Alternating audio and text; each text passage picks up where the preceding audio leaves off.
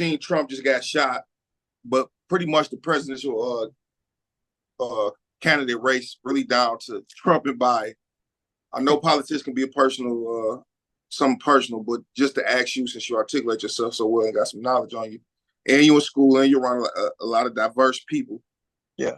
If you had to sway somebody to vote, would you tell them to go back with Biden, or would you accept Trump back in office? Man, I'll be honest with you, bro. Like, in prison, man. Like, if you don't want to see certain conversations escalated, you don't discuss like religion and politics. Some people hold to that, like, because you know where it's gonna lead. And it's the same thing out here, bro. Like, you say anything against the dominant religion of that area or that culture, or you say anything against the dominant politics of that area or culture, man, you ostracize. Luckily enough, I don't really care. You know what I'm saying? Like, I don't. Man, I wouldn't care if it was down to Trump and Biden or whoever else that was in the field. I would never tell nobody to go vote for Biden. You know what I mean? Like, dog, it's not functionable enough for me to put my confidence in. I wouldn't go vote for him, so why would I tell you to go vote for him? You know? I will tell you to go vote for Trump. And the reason that I would tell you to go vote for Trump is because when he was president, he did a couple things that benefited the culture and community that I live in. Biden ain't did nothing for the culture and community that I live in or represent. Nothing. And you gonna vote for a racist. Man, you know how many comments that Biden has since the 70s, 80s of being racist, bro?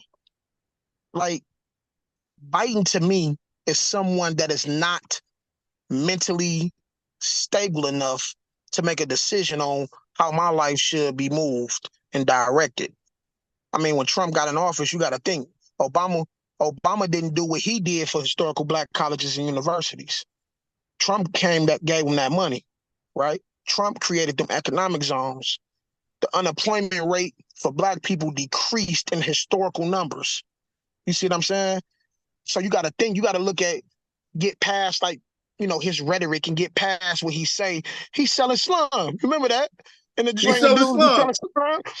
Yo, he's selling slum. You know what I mean? But the things that he does has a direct benefit on my culture and on my community, right? Man, I know people right now got, man, hit licks off stimulus and PP loans. Like, living good, bro. They can't name you a president that they was able to live that type of life under. You know, I know the HBCUs love it, but they don't want to come out publicly and do it because most of them are ran by Democratic influences. But the reality is, when you look at the historical nature of this country, of our culture, of our community, bro, we got swayed into the Democratic Party, if they want to be honest with you, because we were Republicans. When you look at the Reconstruction period in our history, we were Republicans. When you see all of those black people that became senators and Congress people during the Reconstruction period, they were Republicans. The reason that we switched is because they came with a New Deal. And that New Deal made us perpetual slaves all over again. It's called the welfare system. So with the New Deal, they created the welfare system. And most of our people at that time jumped from being Republicans to Democrats because they wanted welfare. And then they give us welfare only to control and dictate our lives and to destroy our families. And if you don't believe it, look at the fabric and makeup of the rules and regulations of the welfare system. I know many women right now, beautiful women that's on welfare, whose households are destroyed simply because they can't have a man in the house. What type of welfare system is that? We're going to give you this money, but you can't have no man up in here. We're going to put you on this WIC and give you this free government aid, but we don't want no man up in there. That's a dependent way of thinking. And aside from all of that, kind of to go back to your original, because I kind of got strayed off a little bit. Good. I would never vote for Biden, and I would never vote for Clinton for what they did to the crime bill. They created that crime bill back in what was that, 1996, 93, 96? When they created that 1993 crime bill, it's either 93 or 96. That's what brought in the militarization of our police force. So when you see in the military, the police out here moving like the military in our communities, and you mad at that, thank Biden and Clinton. When you start seeing your brothers and your sisters and your fathers and your uncles going to prison for life for petty crimes, but they got hit with the 3 strikes and you outlaw, thank Biden and Clinton. That was all in that legislation, bro. So why would I vote for a president that created a legislation, 3 strikes and you out, militarization of police, the corporate prison industrial system? They promoted that, they legislated that and signed it into law, bro. I would never vote. I would never vote for him. That crime bill destroyed our communities, bro, across America. That crime bill literally destroyed us, bro. But everybody want to jump to like Reagan, and all of these tough on crime type presidents. Man, there was no president that was more tough on crime and criminals than Clinton.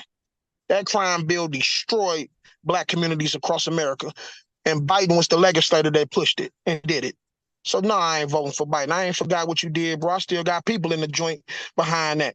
And I still got people right now that's suffering the penalties of something like a 3 strikes and you out. Kamala Harris is his vice president. She took full advantage of it when she was the attorney general in California. How many brothers she locked up behind that legislation that continues to go into effect today? Come on. I would never vote for them. My bad, Hey, but you shouldn't ask me no political question. hey, You did that. damn.